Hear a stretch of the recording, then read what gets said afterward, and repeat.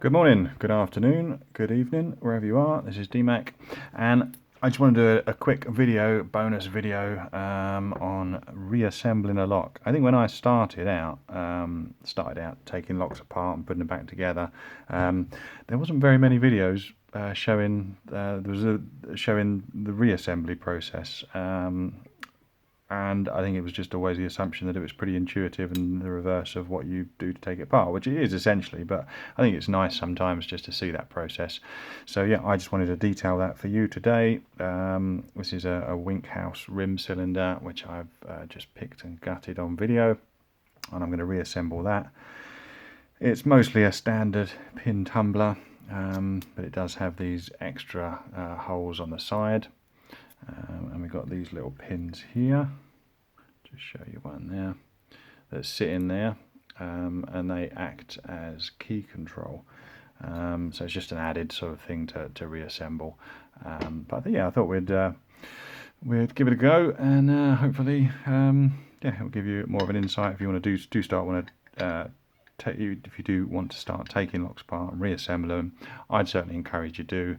You only need a few tools really. A pinning tray is always good. A follower. This is a very nice titanium one that I got from John Eggington, which is really nice, but for a couple of years I just used a wooden dowel. I think you can use a Sharpie marker and that sort of thing. Something to take the C-clips off the back is always good. I find this gut wrench from Sparrow's okay, does the job pretty much, but yeah, for years as well I used just a sort of traveller's hook and a screwdriver and that sort of thing. This comes in quite handy. I've featured this before. It's just a core stand there. Made this one myself, not too difficult to make. Have a look at that video and you'll see, I'll describe anyway how I made it. So you don't need all of those tools. It helps to have those tools for sure.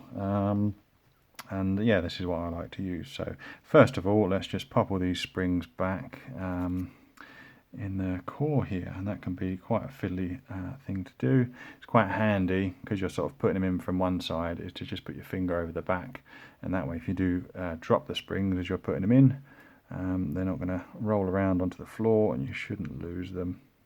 Hopefully I won't lose them now.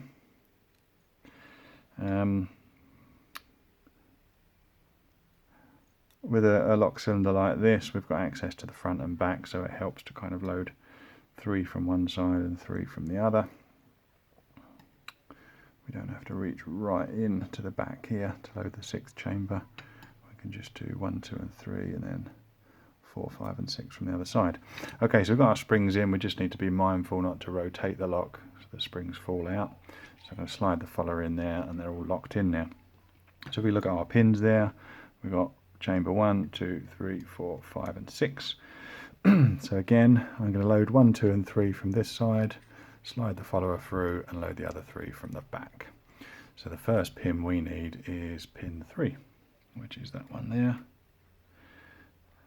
So we can rest him and we push him down into the hole and then slide the follower forward, and what that does is it holds the pin in place.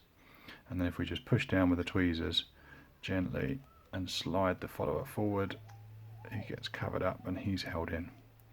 We repeat that process, pin 2, drop him in the hole, push the follower forward, and you can see there that I'm just wedging that security pin in there.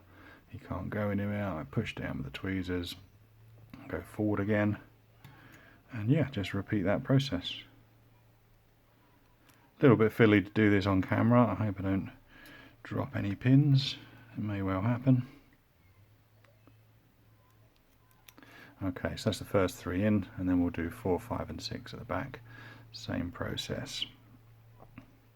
Grab pin 4, push him down, nudge the follower forward, pin 5, and pin 6, and there we go. So that's all the security pins taken care of. We can leave that over there, worry about that in a minute. So yeah, now we've got to deal with this one here. So I'm going to drop all of these key pins in, and they're all in the right order because I've put them in the pinning tray as they come out of the lock. But I do advise, if you've got the key, just to double check that you have got those incorrect. It can happen that you perhaps put it in the wrong hole as you're sort of going the lock. So if you slide the key in, excuse me, slide the key in, there we go. We can see that all the key pins there are level. If this fits in here, no, it doesn't quite fit in there. Yeah, sometimes you'll see straight away if they're not level. I'll just get them focused there. There we go. None of them are sitting proud. They're all flush, so we know that they're all in the right place. Now this lock, like I say, does have these key control pins which we've got to put in the side. So if we look there, we've got 5 holes on each side, and they correspond with little dips on the key. So if we look on this side, it looks like 1 and 2 are populated. So we'll just pop those in. These are quite fiddly to grab with the tweezers actually. That's 1 in, and we'll put number 2 in. Okay, so they're both in. Again, we'll test it with a key. There we go. And just keep my finger over the key pins there, so they're sitting flush. So that's correct. Let's take this out carefully and we'll look at the other side. So on the other side it looks like it's 2 and 5 that we need to populate. So I'll carefully turn this around. Just covering over those pins on the other side there. Oh. Like I say, very fiddly to hold. That was 2. Sorry, that was 5, and that's 2. And again, carefully, we'll just slide the key in and check those pins are sitting flush as well. So yeah, they're sitting flush. If those pins are not sitting flush, i.e. they don't line up with those cuts in the key, you can just see down the side, each side of the main chamber there, you've got these hollows like sidebars. And these key control pins stick out into those. If you put the correct key in, as we have here, and it's all sitting flush, then you should be able to turn the core with the correct key. So I'm going to carefully try and slide these in. So all we need to be mindful of is, rather than lining up the key pins with the driver pins, I think it's good practice just to offset them one way or the other as you slide it through, so they don't snag on each other as they go through. And we're looking to push the core straight into the body and let the follower just slide out the back. So slight angle there, just make sure it's lined up, and one push straight through. There we go. Now we don't have the C-clip on the back, so this core can still come out. So I'm going to put him to the locked position, remove the key. He's locked in there. I'm just going to double check that everything's okay. There we go, he works fine. We'll take the key out, and lastly we just need to grab the C-clip and pop him on. Sometimes these can be a bit fiddly. I'll grab this follower just to push that on there, and there we go.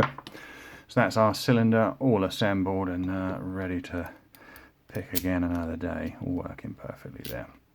So there you go, that was my video on reassembly. I hope it helps you along if it's something you want to try. I know some people don't like gutting locks, they get a bit sort of scared of it and worried that it will go wrong, but I think if you learn it on perhaps a cheap cylinder first, or a practice lock, sparrows, revolver, that sort of thing, they're great to learn how a lock works, how the internal mechanisms work, and what you need to do to take them apart and put them back together. But yeah, I'd certainly encourage it, and yeah, hope you enjoyed the video. If you've got any comments, likes or subscribes are always appreciated. I do try and answer all the questions and comments down below.